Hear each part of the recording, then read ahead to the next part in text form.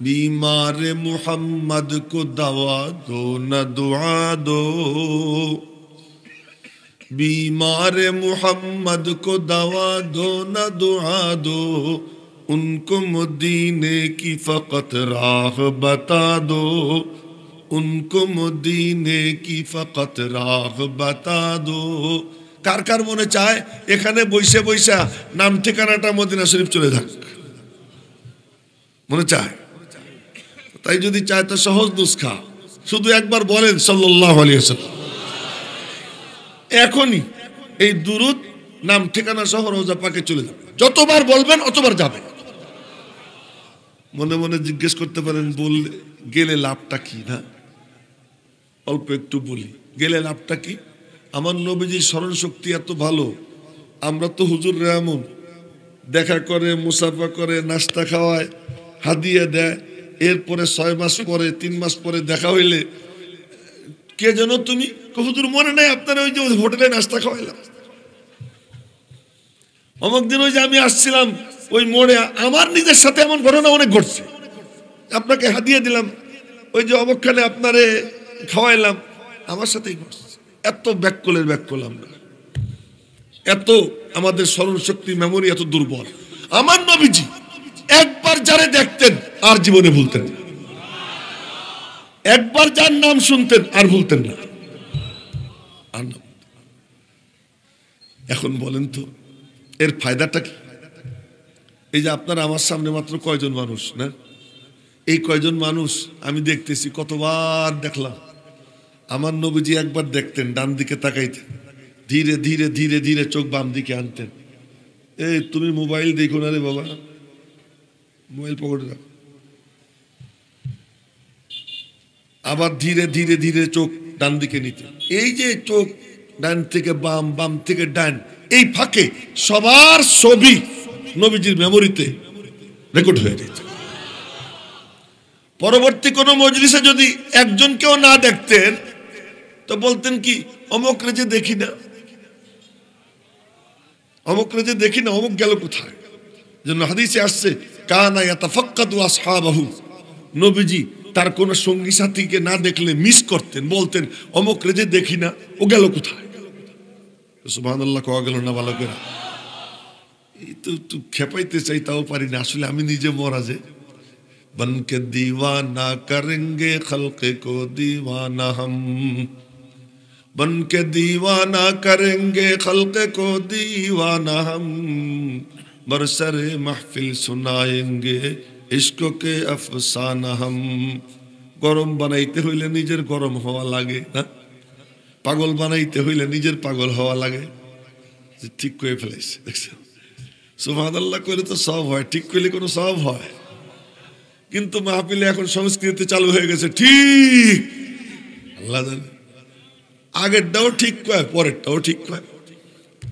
তো একদিন শুনলাম অলিপুর সাহেব বলতেছেন, প্রথম ঠিক আপনাদের ঠিক না, পরের ঠিকটা ঠিক আছে।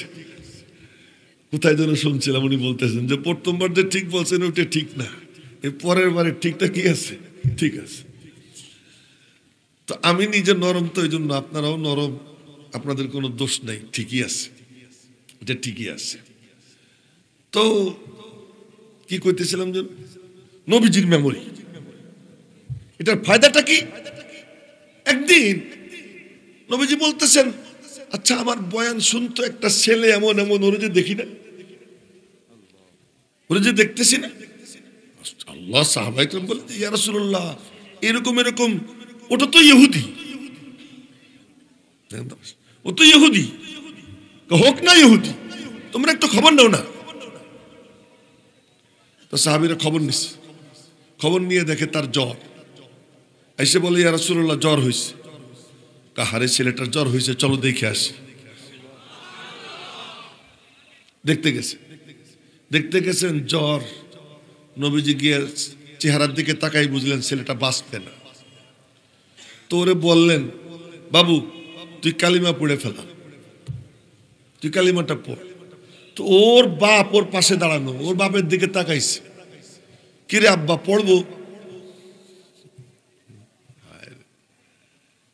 চোখ দিয়ে জিজ্ঞেস করে, আব্বু পড়বো নি কালিমা? ইহুদি পিতা তার সন্তানকে বলতে পারে তুই কালেমা পড়, কিন্তু সে কি বলতেছে, আতি আবুল কাসিম, তুই আমার কথা শুনিস না, আবুল কাসেমের কথা শোন। ওই ছেলে নবীজির চোখে চোখ রাখে কালিমা পড়ে, আশহাদু আল্লা ইলাহা ইল্লাল্লাহ। এটা বুখারী শরীফের হাদিসে আছে, সেখান থেকে শুনাইতেছি। আশহাদু আল্লা ইলাহা ইল্লাল্লাহ ওয়া আশহাদু আন্নাকা রাসূলুল্লাহ।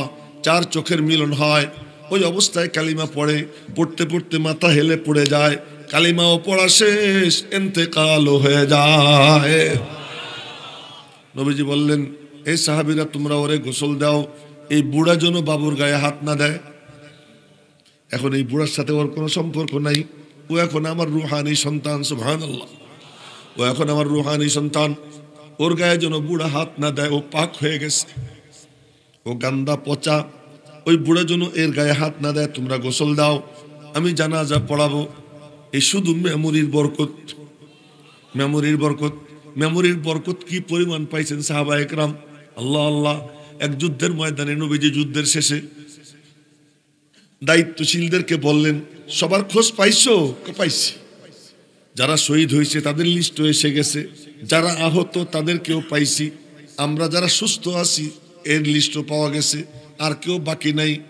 নবীজি সব লিস্টের দিকে তাকাইলেন, সাহাবীদেরকে দেখলেন, লিস্টও দেখলেন, দেখে টেকে বললেন, লাকিন্নি আফকিদু জিলবিবা, তোমরা তো সবাইরে পাইছো, আমি একজনরে পাইতেছি না। এত এত শত শত সাহাবী, আমার নবীজি দেখেন কেমন, এত শত শত সাহাবী, তারা বলতে পারে না। নবীজি বলতেছেন, আমি তো একজনকে পাইতেছি না, জিলবিবকে পাইতেছি না। নবীজি কাফেরদের লাশের ভিড়ের মধ্যে ঢুকে গেলেন, এরে ওরে উল্টাইয়া পাল্টাইয়া দেখে দেখা, এরপরে একজন রে কোলে নিয়ে বললেন, এই যে আমার জিলবিবকে আমি পাইছি। লাকিন্নি আফকিদু জিলবিবা। এই মেমোরি এত শার্প ছিল আমার নবীজির। তো যদি কারো নাম দুরূদ শরীফ কেউ পড়ে, নাম ঠিকানা সহ রওজা পাকে যায়, বারবার যখন যাবে ওর নাম নবীজির কাছে পরিচিত হয়ে যাবে। হাসরের ময়দানে নবীজির সঙ্গে দেখা হবে কি হবে না? বলেন না, বলেন না। আমাদের তো নিয়ে কোনো টেনশন নাই, সাহাবীদের টেনশন ছিল। এক সাহাবী বলে, ইয়া রাসূলুল্লাহ, কিয়ামতের দিন এত কোটি কোটি মানুষ, এই ভিড়ের মধ্যে আপনারে পাবনি। নবীজি বললেন, পাবা, একটু বলে দেন না কোথায় পাবো, তো বলে দেন না কোথায় পাবো।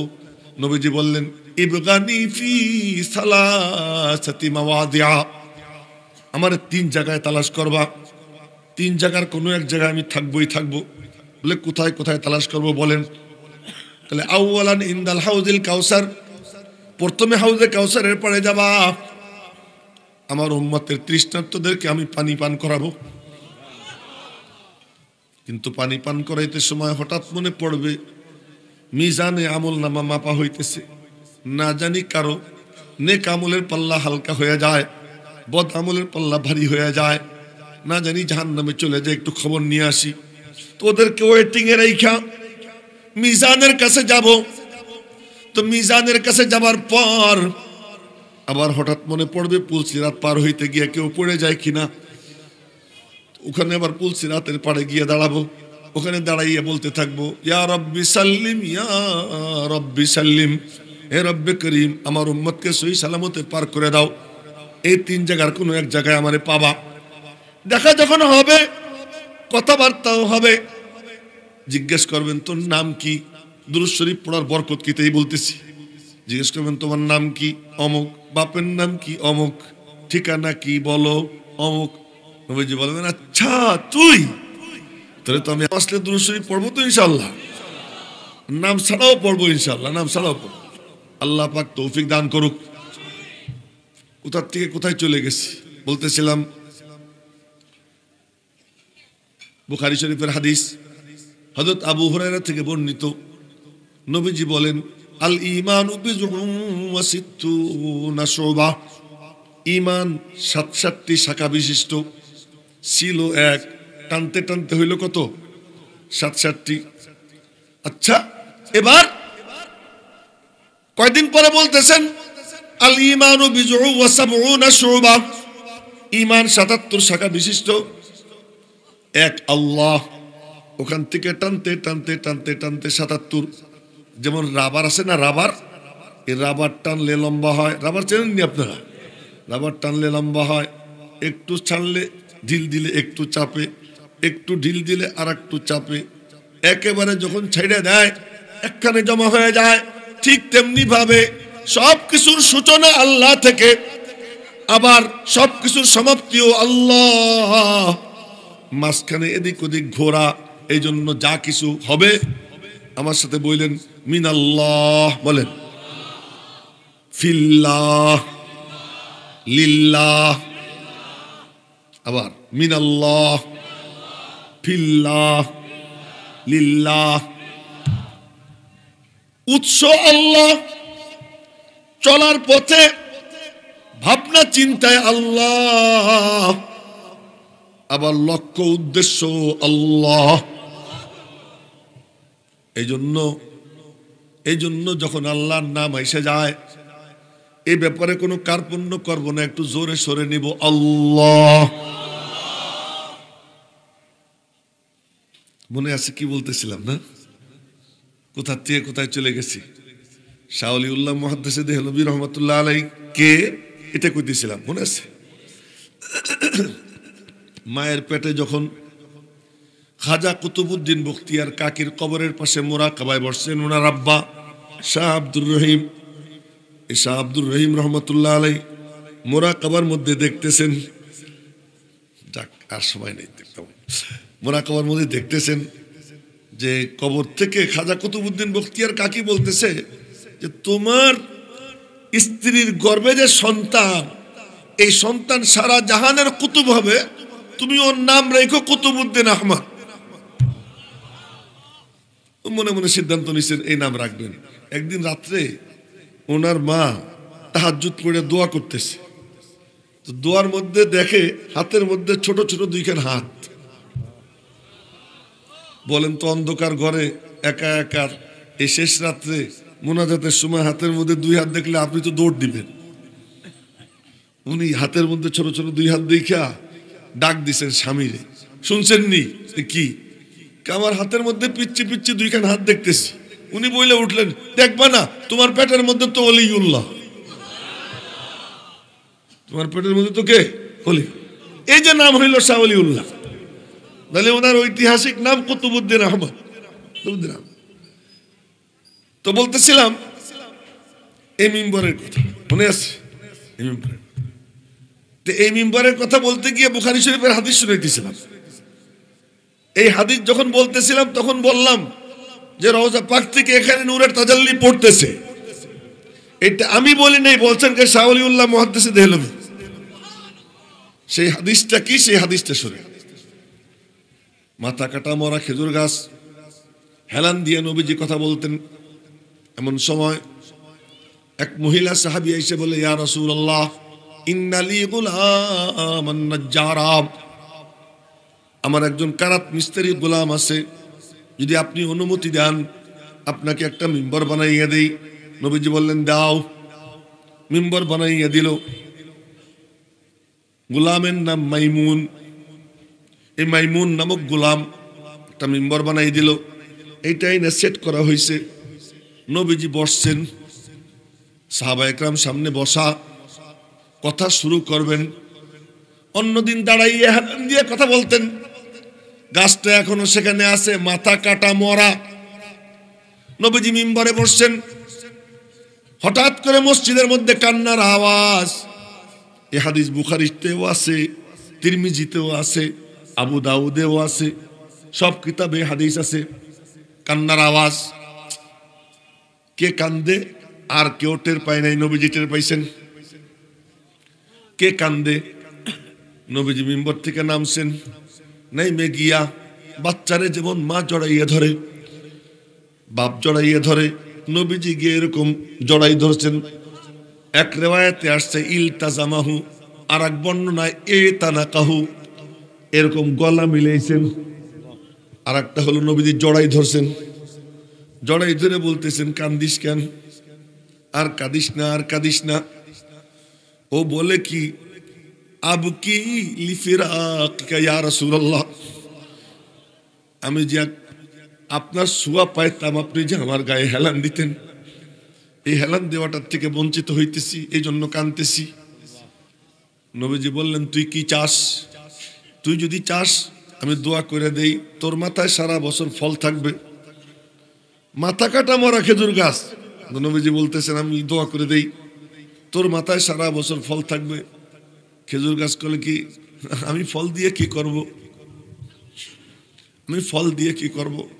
আমি আপনার সোয়া পাইতাম, সোয়ার থেকে বঞ্চিত হইতেছি, ফল দিয়ে কি করব? কি চাও বলো। কিয়ামতের দিন আপনি বসবেন না? বসা লাগবে না?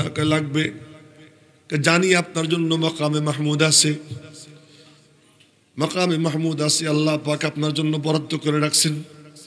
আবআসু মাকামান মাহমুদান আল্লাযী ওয়া'আদতা ইন্নাকা লা তুখলিফুল মিয়াদ আসা আন ইয়াবআসাকা রাব্বুকা মাকামান মাহমুদা।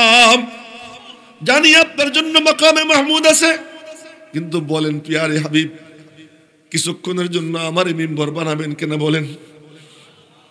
নবীজি বলেন, আচ্ছা ঠিক আছে, তোরে আমি কিছুক্ষণের জন্য মিম্বর বানাবো। এই ওয়াদা দেওয়ার পরে ওর কান্না থামে। কেমনে থামে? হাদিসের ভাষ্য, কাসসাবিয়্যিল্লাযী ইউসাক্কাত, ক্রন্দনরত বাচ্চাকে যেমন থামাইতে গেলে এমন এমন করে, এই আওয়াজ সাহাবীরা শুনতেছেন, এই আওয়াজ সাহাবীরা শুনতেছেন। মরা খেজুর গাছ নবীজির বদনের ছোঁয়ায় জিন্দা হয়ে যায়। তাহলে মরা কলব নবীজির আদর্শের ছোঁয়ায় কি জিন্দা হবে না? যার কলব মরা, নবীজির আদর্শ যে সিনায় ভরবে, আল্লাহ পাক মরা কলবকে জিন্দা বানাই দিবে।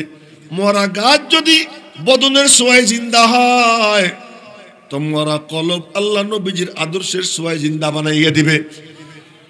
এই যে নবীজি মিম্বরে বসলেন, এখন মিম্বরে বইসেও কথা বলেন, দাঁড়াইয়েও কথা বলেন।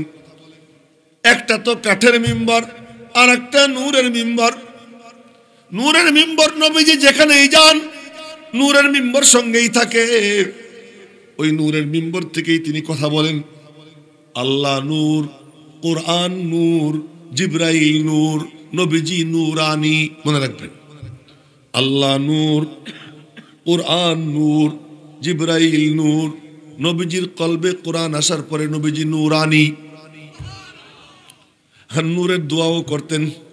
তো নবীজি এই নূর সাথে নিয়া চলতেন, যেখানেই যাইতেন এই নূর তার সঙ্গে।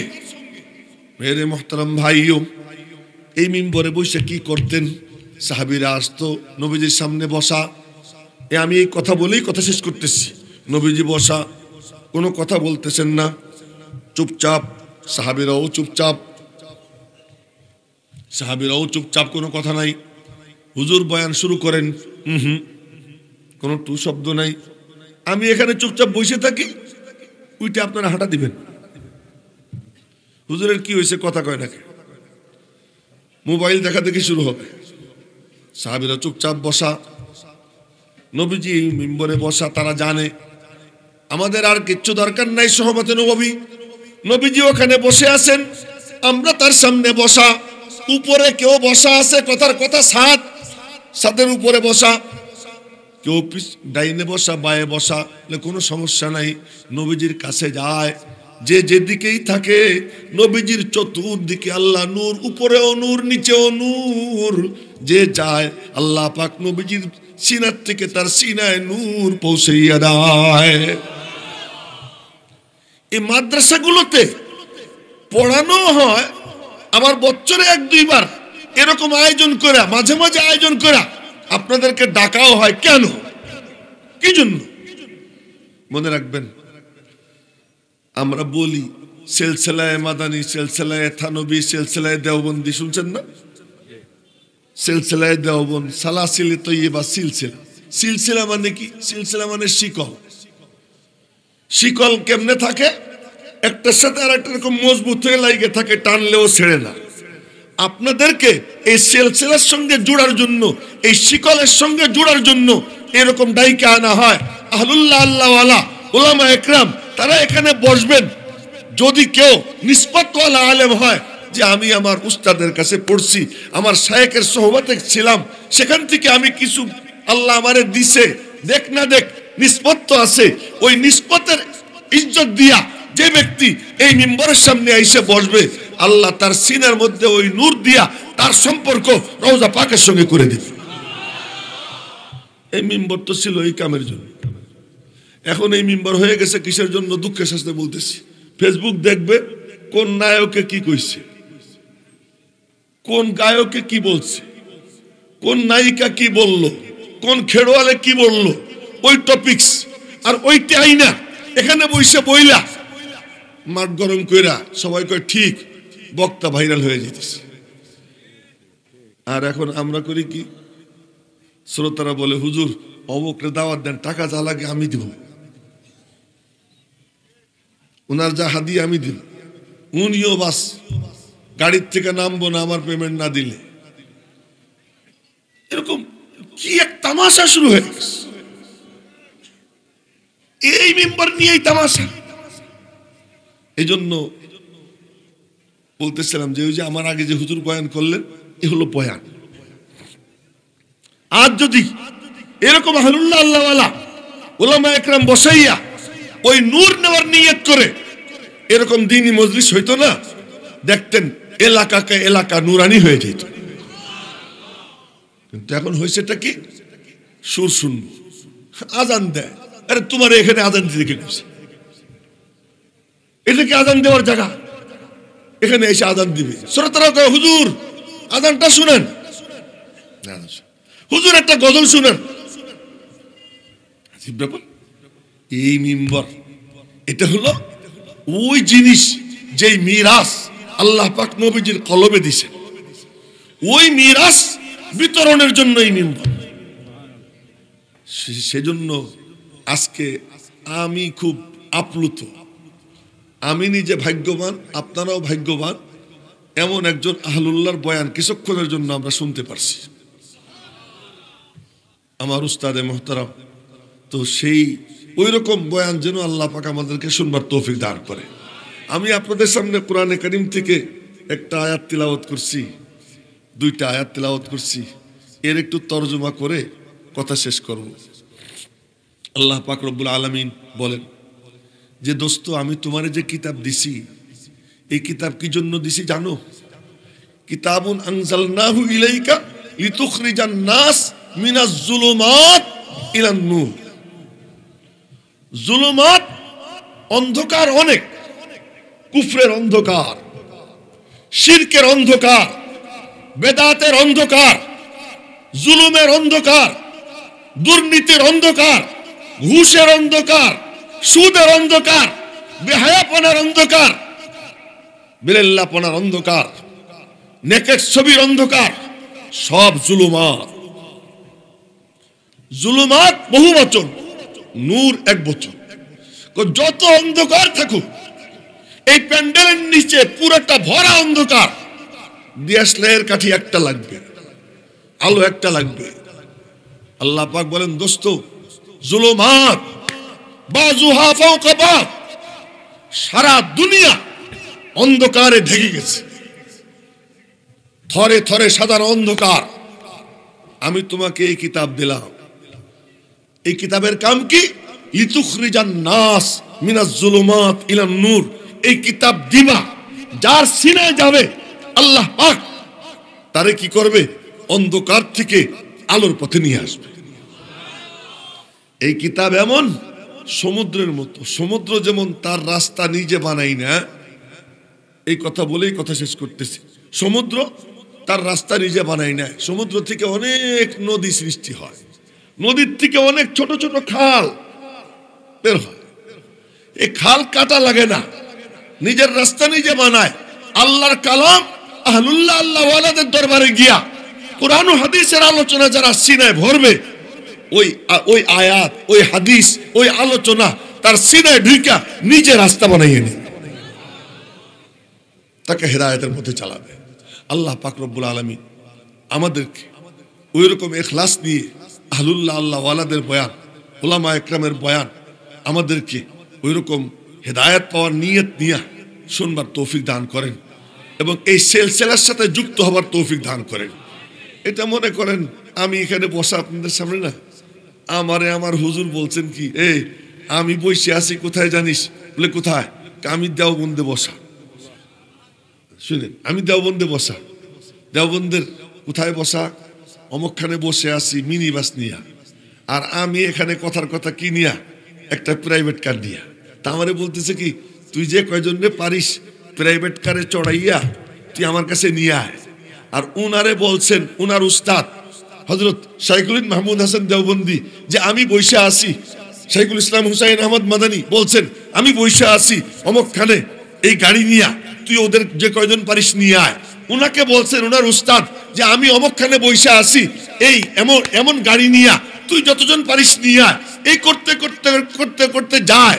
যেমন একজনের নাম নেই শুধু, ইমাম বুখারী রহমাতুল্লাহ আলাইহি, উনাকে বলছেন ওনার উস্তাদ আহমদ ইবনে ইসকাব যে আমি এসি গাড়ি নিয়ে বসে রইছি, তুই যে কয়জন পারিস নিয়ে আয়। আহমদ ইবনে ইসকাবকে বলছেন মুহাম্মদ ইবনে ফুজাইল যে আমি গাড়ি নিয়ে বসে আছি অমুকখানে, তুই যতজন পারিস নিয়ে আয়। এই করতে করতে মুহাম্মদ ইবনে ফুজাইলকে বলছে উমারা ইবনে কাকা যে আমি বসে আছি অমুকখানে, তুই আয়। উমারা ইবনে কাকাকে বলছে আবু জুরা আমি বসে আছি অমুকখানে, তুই আয়। আবু জুরাকে বলছেন আবু হুরায়রা আমি গাড়ি নিয়ে বসে আছি, বিশাল বড় জাহাজ নিয়ে বসে আছি, তুই যে কয়জন পারিস নিয়ে আয়। নবীজি বলেন আমি বিশাল বড়